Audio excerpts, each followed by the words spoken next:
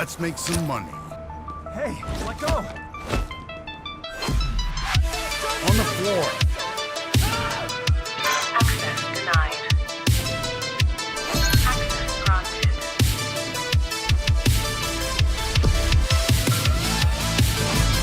Stop right there!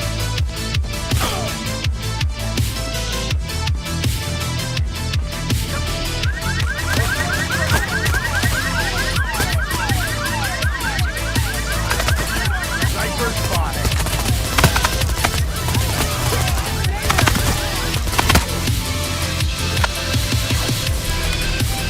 Sentry gun ready.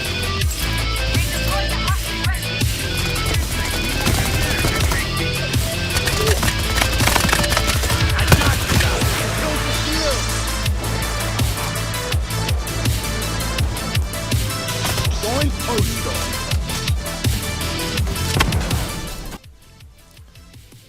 Hello everyone, I am Rawtoast and welcome back to another review. Today we are discussing Payday 3, the newest installment of the Payday franchise.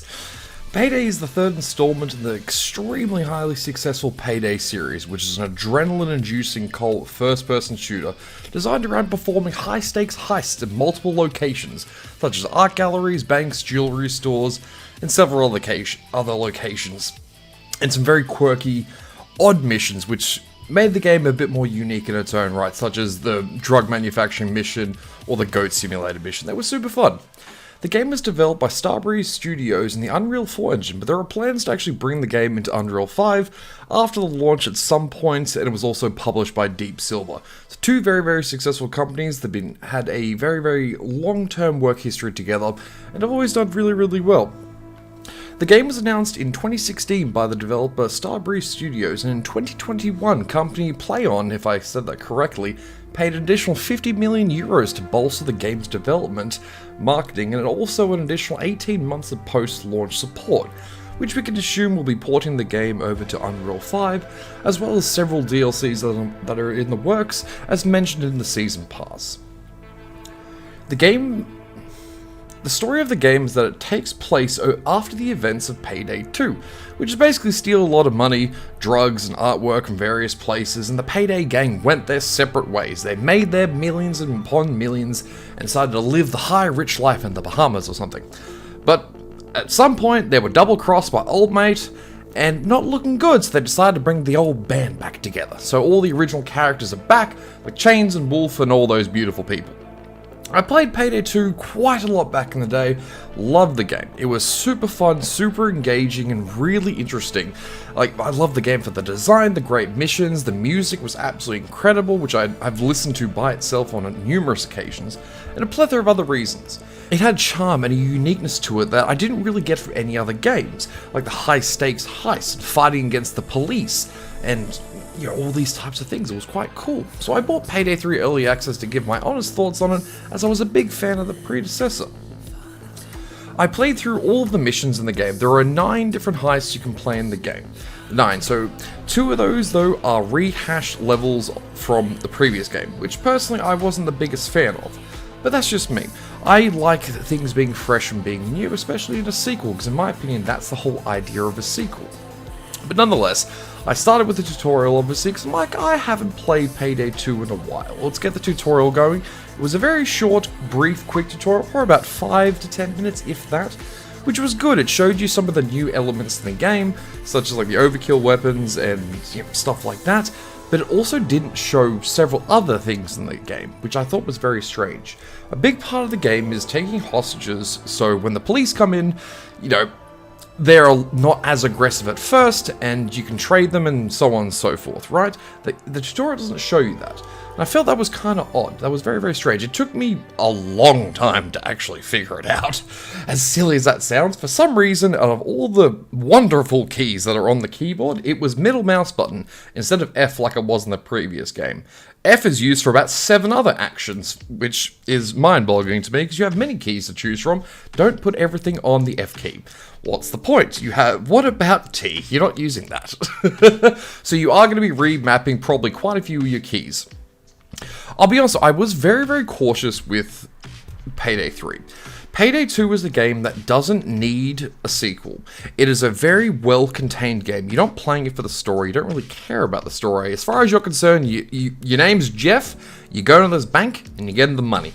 That's all you want to do, and you're going to fight the police on the way if you can't be bothered doing stealth. Payday 2, since its launch in August 2013, the game actually never dropped below an average of 10,000 players, which is a hugely remarkable feat. Not a lot of games can claim that such high player counts on a regular basis, even going up to several 100,000 at certain intervals, generally around the launch and when a large DLC was released. Now, like I said, I played through all of the levels. I checked out all of the skill trees, I leveled up my character to about the mid-20s. It takes a while. It takes a long while to level up and everything. But anyway, so without dragging on, my friends, I'm just going to list my pros and cons of the game and what I overall think of the game. Because this is a review, I want it to be nice and snappy, and you get all the information you need, and you can make a conscious decision on whether you think, based on my thoughts, whether this is a game for you. It very well could be. My taste could be vastly different to yours. That's totally fine. That's why there's so many games that can cater to everybody. Now, on the pros, the music is amazing. I have always loved the music of the Payday franchise. Like I said earlier, I have listened to the Payday 2 soundtrack on numerous occasions. It is just good electro music. Well, it's probably not the actual genre, but it's great music. The gunplay is very good. It feels very nice. The combat is very fun. You know, you got waves and waves of police coming at you, which is fantastic. The graphics is quite nice.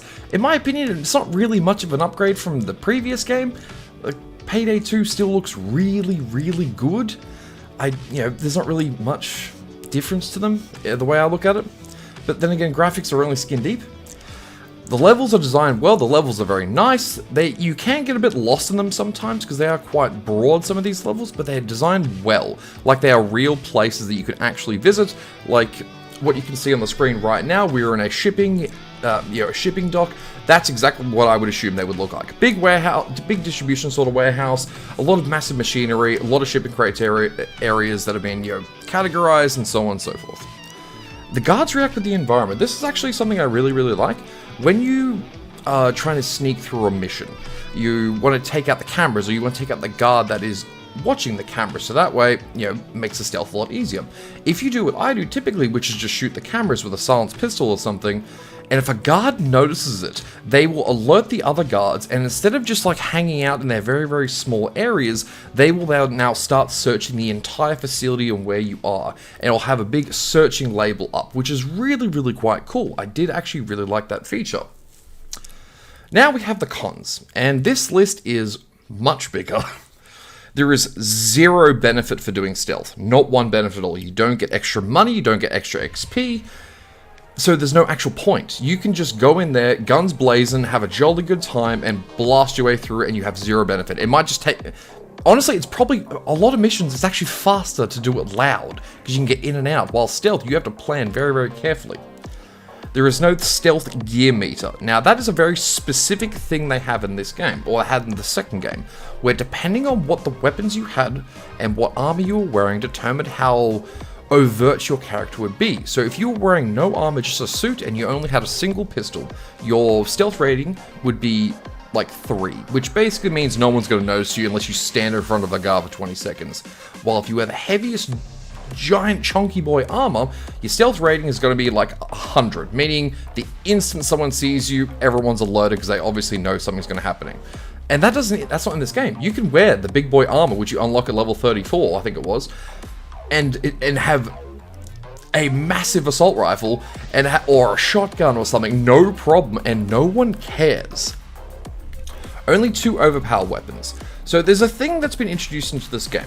It's called the overpowered weapons, and what it does, after you kill X amount of people, or like police officers and everything, you get overkill points. And then you get your phone, do a text, and then a weapon is airdropped to you. There is only 2 of them. One is a grenade launcher, which does extreme heavy damage to yourself and teammates if you do it too close, and a lot of these levels, in a lot of areas, it is close quarters combat. Like in the art gallery, oftentimes you're in a hallway and they pop out through a side door and your reaction is to blast them. Yeah, I end up killing myself quite a few times doing that. And the last one is a big sniper rifle, which you get in around mid-30 levels, and to get to get to the mid 30 levels, you're going to have to do probably about 40 plus heists successfully, at the very least in the normal, or probably the normal and the hard difficulty. So it's not really much point. There's also limited weapons. There is 2 pistols. There is pistol A, and then there's revolver. That's it. And in the primaries, there was also a small selection. No, not what I was hoping it would be. And a lot of these weapons, you have to spend so much time playing the game just to unlock the one you want. I really like using AK-47s in games. I have to play the game probably for another 20 hours before I can even unlock that, which is rather frustrating to say the least. And then on top of that, you have to level up your weapons, which then takes a very, very long time. I've used the primary weapon that you can see on the screen right now my entire playthrough so far. It has not leveled up enough to be able to fully modify the weapon yet. Not at all, and I do not like that. That is extremely grindy and just very, very annoying.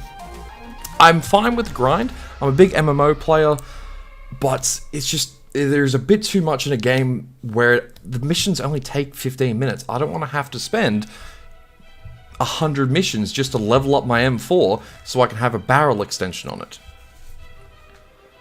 Terrible matchmaking. I spent on almost every occasion, several minutes waiting for a lobby to start, only to be put into the lobby by myself with just bots. I think I had maybe about 3 heists where it was a full team. Otherwise it'd just be me by myself and maybe one other guy.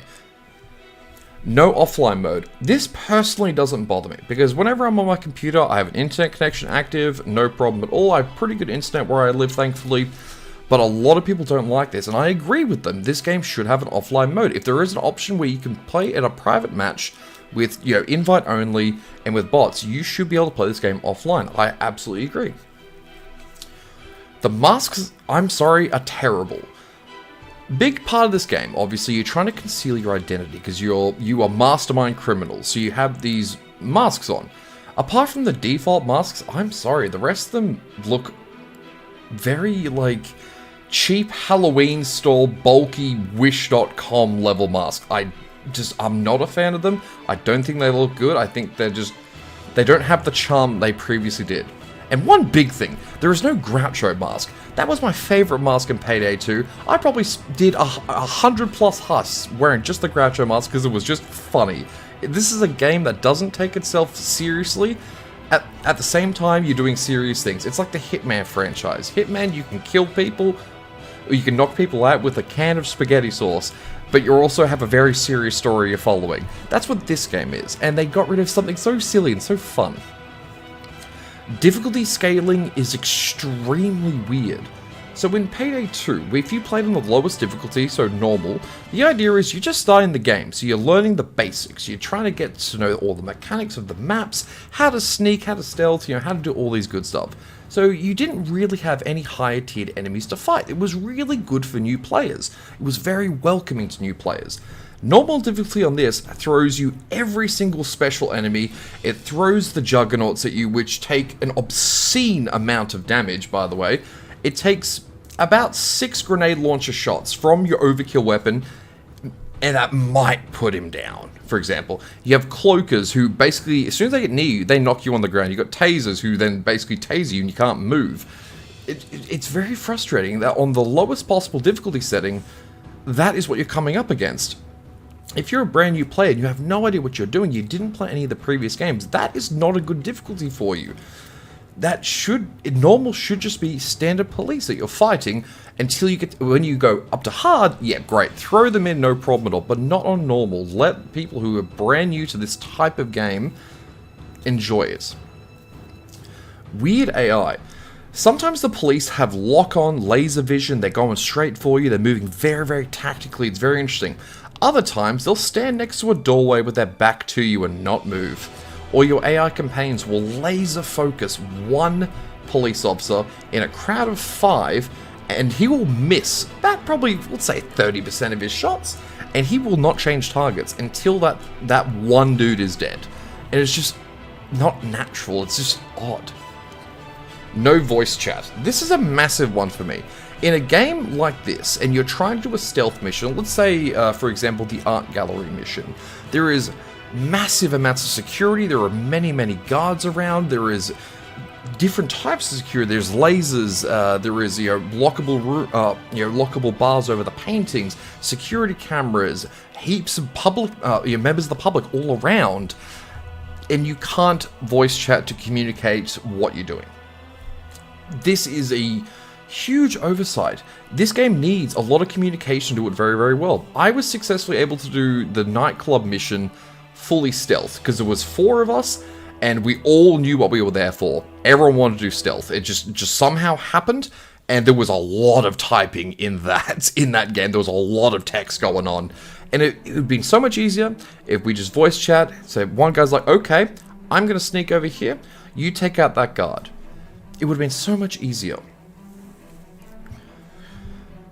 Some of the levels are just rehashed from Payday 2. The first mission you get is a bank mission. That is the exact same map that's in the first game from the second game, which is the first bank you get there, except they've just made it bigger. Why have this? You have the beautiful opportunity here where you can just make whatever you want. You can have this based wherever you want. They've decided to base it pretty much in New York, that's fine, but it doesn't need to be the same bank. You can do any other bank. There are many bank layouts you can choose from real life, a model around that. Why directly basically slap it back in there, add an extra floor? It doesn't add value. And same with the jewelry store mission. It's basically a rehash, it's just slightly bigger. There's now a basement level. I feel if this game had 7 years of development, you could make new maps. Only 9 heists. Now, that sounds like quite a lot. It really, really does. Especially when I mentioned Hitman earlier. Hitman doesn't have that many missions per game, and that's totally fine, because the idea is that you replay them, you do different strategies, stealth, loud, whatever it is that you choose to do in your mission. Except in Payday 2, there was an obscene amount more than that. But they've only decided to put 9 in this. Why? What happened to all that development time in the previous game? What happened to all those heists? Do we now have to wait for 6 years to get all these heists to catch up? Why? What is the point of this? Skins don't transfer. So I'm not really much of a skin guy. That's fine. A lot of people are. Some of them are super duper cool. I respect that. You do you, babe. You do you. And you don't get to use any of those skins anymore. You could have spent the last 6, 7, 10 years even collecting skins. Well, actually, no, it was less than 10 years that skins sort of came into the game. But you could have spent all that time accumulating all these skins. Great. You got lucky drops. You decided to jump in the loot box they had, which were like vaults. Totally fine. Skins aren't in this game. And I don't mind skins not being in this game, but I don't like how I can't use my Payday 2 skins in this game. If Counter-Strike can import their skins into Counter-Strike 2, then this game should be as well. I did see one argument where they said the skin economy would be just completely wrecked, completely ruined if they did that. I heavily disagree. The fact that Counter-Strike can have skins that are worth up to millions of dollars, I looked this up just the other day. If they can have that and then import it into Counter-Strike 2, then why can't Payday 3? That's what I want to know. There is no Bane. Now, if you haven't played Payday 2, you won't really know what this means, but in Payday 2, you have your handler. You have this in Payday 3 as well. It's a different character who basically talks you throughout the mission, communicates the plan, and so on and so forth. And you had this guy named Bane, and he was just the coolest character. He was the best. He was always helping you. He's not in the game. And you replace him with this other person, this female character, who's absolutely incredible. She's an amazing voice actor, plays the part super duper well. But if we have the old band back together, why don't we have Bane? He was the guy. He was our guy. No Crimenet. Now, once again, if you didn't play Payday 2, you won't know what this means. Crimenet was the matchmaking system of Payday 2. And what it was basically a big map of New York City, I believe it was New York City, and all these active heists were available. It'd be between 1 star and 5 stars, or I think I actually went higher. They were your difficulty ratings. And you select one, you open it up, and you can see who's in the lobby. Yeah, great, cool, there's 2 people in this bank heist, I'm going to jump in, no problem at all. And it was great, you can see all the missions laid out. They got rid of that for a subpar auto matchmaking service which barely does the job, and current wait times I have seen got up to 20 minutes to play by yourself, which is just ridiculous. I don't understand the creative decision they did for that. All in all, this is a bad sequel. It has very few redeeming qualities. The fun game, yeah, the game is fun, and that's totally fine. But it's not good. They have just tried to live off the hype of the previous game. They are selling you a almost full price game. If you got the silver edition, I believe it was $120 Australian. You got the gold edition, was $150 Australian, and the standard edition was $60 Australian. They are selling you a full game when you can just go back and play Payday 2, which in every single way is better. In my honest opinion, go play Payday 2. That game is amazing, it's heavily fleshed out, very good, and it's much more, it will respect your time a lot more than this game will, absolutely. And as it stands right now, Payday 3 has horrible reviews on Steam right now. I did actually plan to have this review out earlier, I do apologize, I got a little bit busy with a few other, real life things. Currently on Steam, the game is sitting at 37% positive of 10,936 reviews. This game is not good. This game doesn't respect your time, it doesn't respect the consumer. It doesn't respect the franchise the game had made. So honestly, out of 10, my scale is always, 1 is the worst thing ever, 5 is an average game, nothing bad, nothing great, and 10 is just god tier game of the year in my opinion. This game is a solid 3. I'm sorry, this game is a 3. I don't think this game is worth it. I think go back and play Payday 2. And I was really hesitant to do this review, because this is a scathing review, this is not a nice one, this is not fun.